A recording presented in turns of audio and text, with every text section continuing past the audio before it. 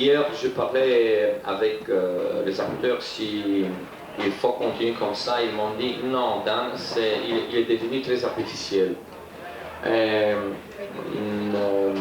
En même temps, je ne veux pas imiter de troupes étrangères qui ont utilisé le chauffage comme un entrée.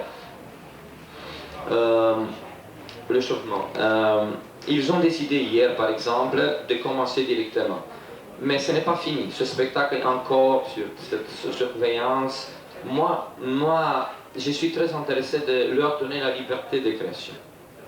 C'est un paradoxe. Dans l'art, il n'existe pas de démocratie. En art, il existe une hiérarchie de valeurs. La démocratie, peut-être, c'est un système social de survivre. Mais en même temps, je veux leur donner la liberté de décider. Et hier, nous avons décidé de commencer directement. Peut-être en Allemagne, à Ulm, on va commencer avec cet exercice de changement. Ça, c'est tout.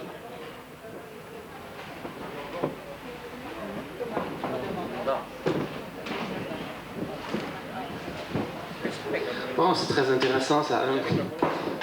Et moi j'aimerais savoir comment donc sont nées les scénettes. J'ai l'impression qu'il y a eu beaucoup d'improvisation, des choses collectives, que c'est très inspiré par le vécu aussi des acteurs. Et sur cet inversement des rapports de force entre les hommes et les femmes, qui se fait avec beaucoup d'humour, c'est quelque chose que nous avons expérimenté en Allemagne il y a longtemps, sans nous occuper de soufisme, mais ça correspondait à un besoin, une envie venue de la part des filles. Alors, parlez-nous un peu de la genèse des scénettes, du travail éventuellement collectif, aussi c'est vous qui avez inventé les scénettes, et puis en plus ça m'a rappelé beaucoup les thématiques qu'on voit entre hommes et femmes, qu'on voit beaucoup dans les spectacles de Pina Bausch, qui sont aussi constitués comme ça, sur des petites séquences, des petites scénettes. Alors, est-ce que c'est peut-être le spectacle aussi une invitation à Pina Bausch à venir faire un tour en Roumanie pour faire un spectacle là-bas? C'est un nouveau système de raconter une histoire. Par exemple, je me souviens, en plein dessert, un bédouin, oui, un arabe, qui était prié par un touriste anglais de dire une conte. Et il a dit non, je ne peux pas. Mais pourquoi? Tu ne m'as pas donné la porte. C'est-à-dire, on a besoin d'une température pour créer toute espèce d'art. Par exemple, ce spectacle a été créé, je n'ai pas eu aucune idée. J'étais totalement libre ou totalement...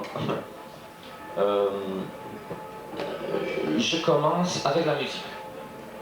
La musique, si tu apprends très bien la musique, elle a une conte en elle-même, une histoire. Mais en même temps, je provoquais la troupe, de faire de petites contes, de petites histoires, de petites histoires.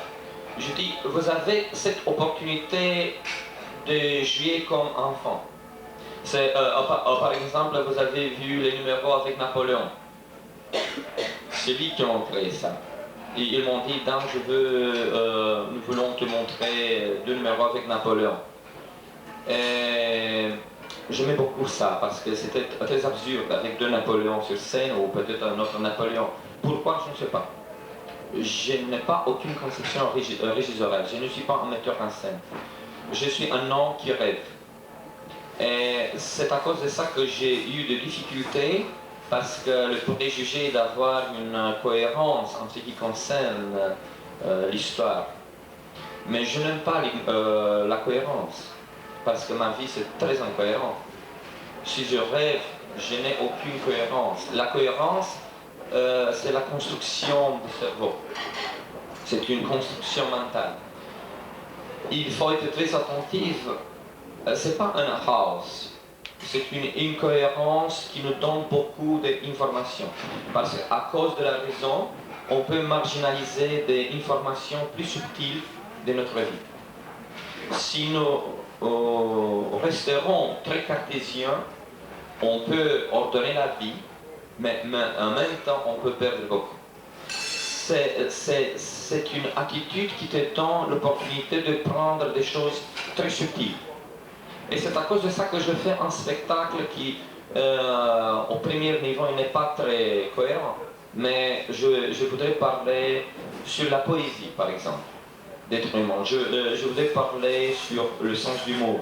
Je voudrais parler sur la force. Par exemple, parler sur la force du peuple romain en utilisant le danse populaire. Les danses populaires ont une énergie spéciale. Et aussi si j'étudierais par exemple le danse populaire d'Allemagne ou de France ou de Togo ou de Chinois, il contient quelque chose, une conte spéciale en elle-même.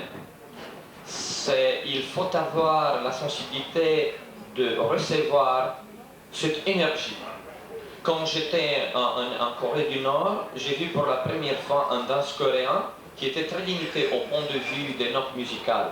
3 ou 4. Ting, tong, tong, ting. Et je dis, ils n'ont pas d'imagination. C'était pas vrai. Parce qu'ils ont écouté et ils ont vécu la musique en intensité formidable. Et ces 4 notes ont devenu plus fortes et plus fortes par répétition. Ils ont eu une autre mentalité. En Roumanie, c'est une variation perpétuelle, permanente. C'est une autre attitude. Et pour moi, j'étais choqué. Mais en même temps, j'observais, grâce à cet art asiatique, mes limites. Mes limites. Si, par exemple, il y a quelqu'un qui m'a dit « Dieu Dassin, pour nous, c'est un kitsch ». C'est pas pour moi. J'ai vu cette scène, le sens de cette scène avec une femme qui est écrasée par son mari qui est stupide et imbécile. Elle a besoin d'une autre relation très subtile et elle s'imagine quelque chose. Ça c'est tout. Ça c'est tout. C'est le droit de rêver. C'est le droit d'une autre existence. C'est le droit d'écraser notre cage journalière, notre prison. Parce qu'on a beaucoup de prisons. Prison politique, sociale, économique, et en même temps prison de notre mentalité et de l'éducation. Moi-même, j'ai reçu beaucoup de prisons.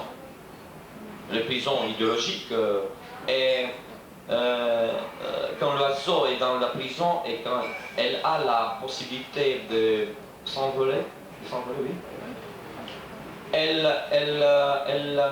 vit beaucoup la liberté. Il respire beaucoup la liberté.